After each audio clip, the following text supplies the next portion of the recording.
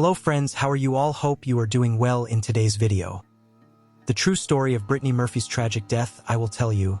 Let's start the video, friends. On December 20th, 2009, Brittany Murphy collapsed on the bathroom floor in the home where she lived with her mother Sharon and her husband Simon. A few hours later, around 10 a.m., she was pronounced dead at Cedars-Sinai Medical Center in Los Angeles. The clueless actress was only 32 years old, and her sudden death shocked Hollywood and the world, prompting much speculation about her personal life, conspiracy theories about the cause of her death, and many YouTube amateur sleuth investigations in the years since. A new, two-part documentary series from HBO Max called What Happened, Brittany Murphy, premiering October 14th, sets out to set the record straight. HBO Max's documentary posits that the talented 8 Mile and Uptown Girls actress came up during a particularly cruel time for women in Hollywood. As was widely discussed after Hulu's viral Britney Spears doc Controlling Britney Spears came out earlier this year, the late 90s and early 2000s were a time of extreme misogynist scrutiny in the media, heavy paparazzi surveillance, as well as the heyday of gossip bloggers like Perez Hilton. In the series, Murphy's colleagues reflect on her desire to lose weight and change her hair color after she was told by Hollywood executives that she was not fuckable enough to be cast in lead film roles.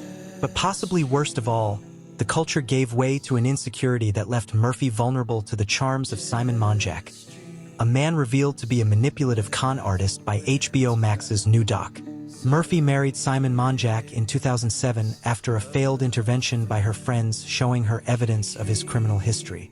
He moved in with her and her mom, and shortly after began isolating Murphy from her friends by disconnecting her phone lines, cutting off all access to her that did not go through him, and firing and taking on the roles of her manager, agent, and even makeup artist himself. An ex-girlfriend and mother of Monjack's child. A child Murphy never knew about, according to the series, testifies to his abusive, controlling behavior and serial lying in HBO Max's doc. Murphy was fired from the last movie she would ever shoot in November of 2009 after Monjack showed up to set inebriated, according to LA Weekly. The following month, on December 20th, she collapsed in her home and died a few hours later. In the weeks that followed, Brittany's mother Sharon and husband Simon remained living together and made a very odd appearance on Larry King Live, in which Simon expressed the needlessness of an autopsy in Brittany's case. Their behavior roused suspicion in an already shocking event and fueled many conspiracy theories about Brittany's death. According to the coroner's report, Murphy died of pneumonia with contributing factors of iron deficiency anemia and multiple drug intoxication. But over the years, fans and true crime heads have questioned the likelihood of a 32-year-old dying of pneumonia, and alleged that mold growing in Brittany's home or perhaps even poison administered to her by her mother or her husband could have caused her death. The mystery grew when Simon Monjack died less than 6 months after Brittany, on May 23, 2010, from pneumonia and anemia as well. He was 39 years old. HBO Max's doc largely debunks these conspiracy theories. A lab performed toxicology testing on Murphy's hair after her father filed suit against the Los Angeles Coroner's Office and the Los Angeles Police Department in 2012. And though they found that her hair contained dangerous amounts of lead, they determined that the lead came from her hairspray or hair dye, as no lead or mold spores were found in her system during the autopsy. The coroner, interviewed in the series, states that Brittany likely would have survived had she been brought to a hospital in the days before her death, while she was suffering from pneumonia and having trouble breathing. Murphy's mother, Sharon, has lived in seclusion since the death of her daughter. The documentary explains how she was left with little after Simon died, as when she attempted to sell diamond jewelry he had made for her, she quickly learned it was all fake. Monjack spent $3 million in the short few years he was married to Murphy and had control of her assets, creating fake property deeds and jewelry to assure Sharon and Brittany that he was investing their wealth smartly. Sharon Murphy does not appear in HBO Max's doc. The last time she spoke publicly about the death of her daughter was in an open letter published by The Hollywood Reporter in 2013, which she wrote after Brittany's father Angelo Bertolotti, who was not involved with Brittany when she was growing up, claimed that she was poisoned and had her hair tested for heavy metals. Angelo has shown he only wants to trade on Brittany's life, career, and good reputation, even at the cost of putting a cloud over her memory. She wrote, "She was my baby, and we stood together throughout Brittany's life. Now I must stand up for her again. I want my Brittany to be remembered as the darling person she was, for the giant talent she showed the world and left behind in her movie and TV appearances, and for the friendships and loving relationships that really were part of her life. Let us know something about his life. Brittany and Murphy Monjack, November 10th, 1977, December 20th, 2009, was an American actress and singer. Born in Atlanta, Murphy moved to Los Angeles as a teenager and pursued a career in acting. Her breakthrough role was as Ty Frazier in Clueless, 1995, followed by supporting roles in independent films such as Freeway, 1996, and Bongwater, 1998. She made her stage debut in a Broadway production of Arthur Miller's A View from the Bridge in 1997, before appearing as Daisy Randone in Girl, Interrupted, 1999, and as Lisa Swenson in Drop Dead Gorgeous, 1999. In the 2000s, Murphy appeared in Don't Say a Word, 2001, alongside Michael Douglas, and alongside Eminem in 8 Mile, 2002, for which she gained critical recognition. Her later roles included Riding in Cars with Boys, 2001, Spun, 2002, Just Married, 2003, Uptown Girls, 2003, Sin City, 2005, and Happy Feet, 2006. Murphy also voiced Lewin Platter on the animated television series King of the Hill, 1997 to 2009. Her final film, Something Wicked, was released in April 2014.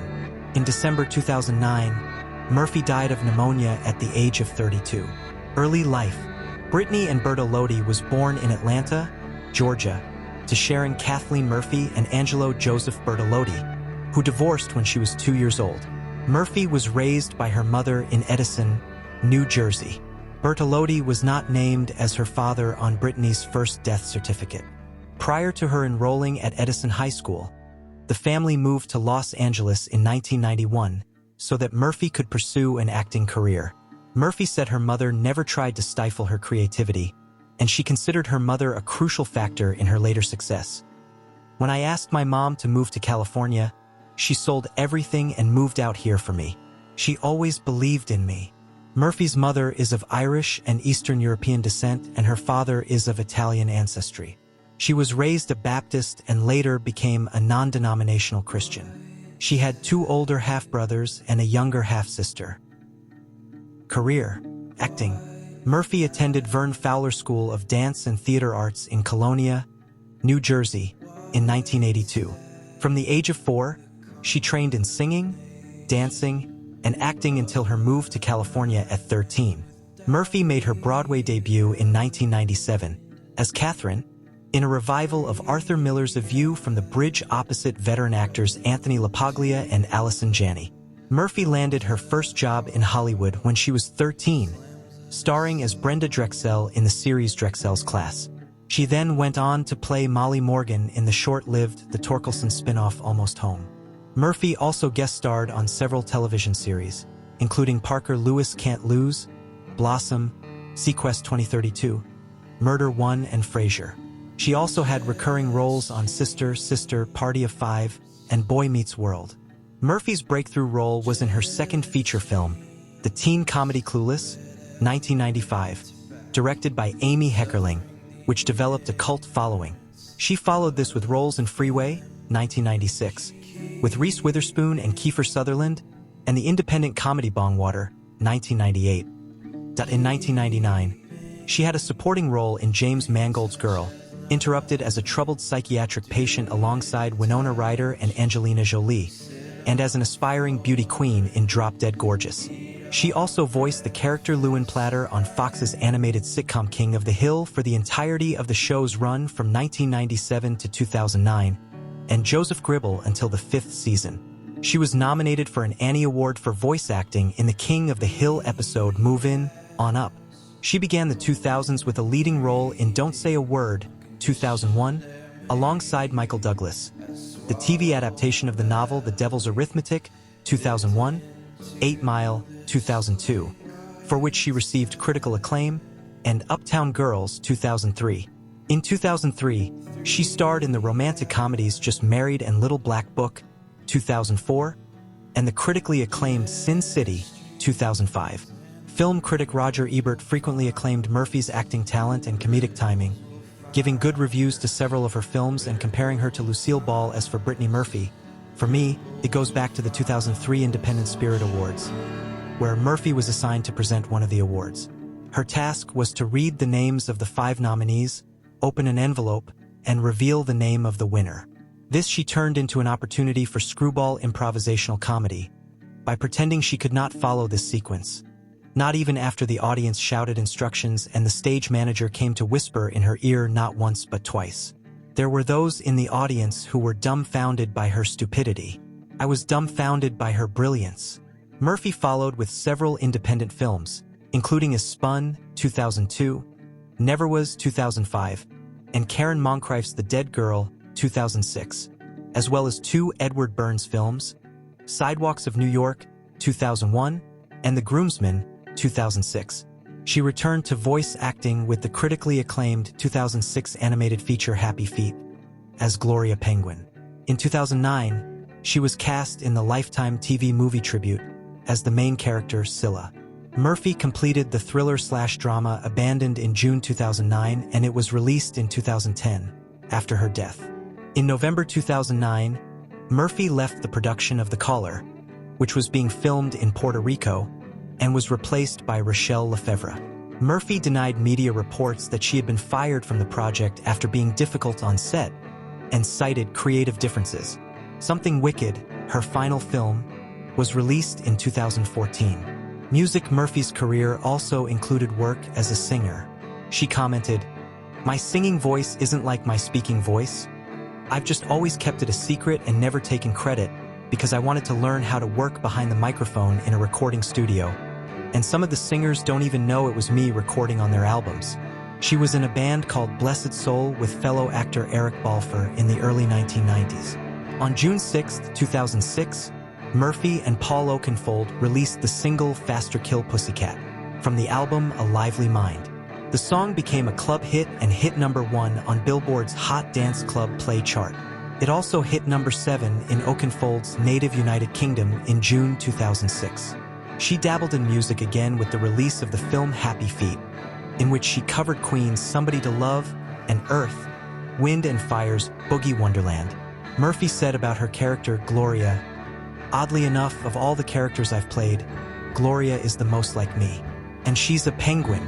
George Miller always wanted one person to do both, the speaking and the singing.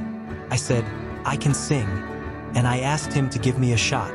I don't think he took me very seriously, because most actors say they can do most things."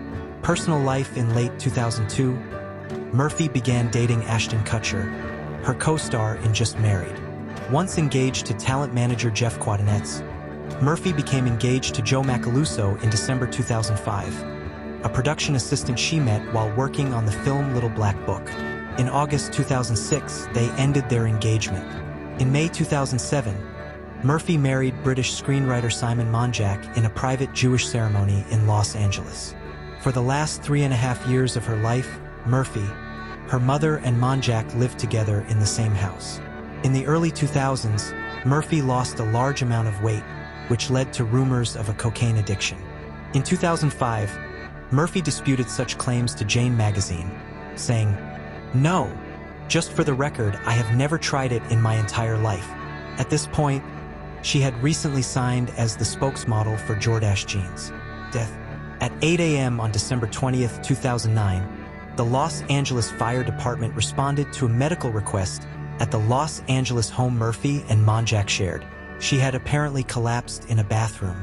Firefighters attempted to resuscitate Murphy on the scene. She was transported to Cedars-Sinai Medical Center, where she died at 10:04 after going into cardiac arrest. Shortly after her death, Assistant Chief Coroner Ed Winter told the Associated Press, "It appears to be natural. An autopsy was performed the day after she died." Her death certificate listed the cause of death as deferred. On February 4, 2010, the Los Angeles County Coroner stated that the primary cause of Murphy's death was pneumonia, with secondary factors of iron deficiency anemia and multiple drug intoxication. On February 25, 2010, The coroner released a report stating that Murphy had been taking a range of over-the-counter and prescription medications, with the most likely reason being to treat a cold or respiratory infection.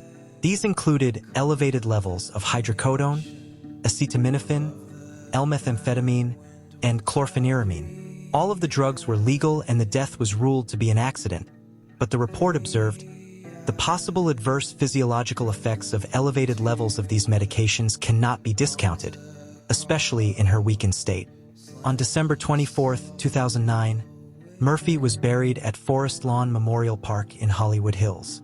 On May 23, 2010, her widower Simon Monjack was found dead at the same Hollywood Hills residence. In July 2010, Los Angeles Assistant Chief Coroner Ed Winter stated that the cause of his death was acute pneumonia and severe anemia. It was reported that the Los Angeles County Department of Health had considered toxic mold in their house as a possible cause of the deaths, but this was dismissed by Ed Winter, who stated that there were no indicators that mold was a factor. Murphy's mother Sharon described the reports of mold contributing to the deaths as absurd, and went on to state that inspecting the home for mold was never requested by the health department. In December 2011, Sharon Murphy changed her stance, announcing that toxic mold was indeed what killed her daughter and son-in-law, and filed a lawsuit against the attorneys who represented her in an earlier suit against the builders of the home where her daughter and son-in-law died. On January 11, 2012, her father Angelo Bertolotti applied to the Superior Court of California requesting that the Los Angeles County Coroner's Office be required to hand over samples of his daughter's hair for independent testing. The suit was dismissed on July 19, 2012, after Bertolotti failed to attend 2 separate hearings. In November 2013, Angelo Bertolotti claimed that a toxicology report showed that deliberate poisoning by heavy metals, including antimony and barium, was a possible cause of Brittany Murphy's death. Sharon Murphy described the claim as a smear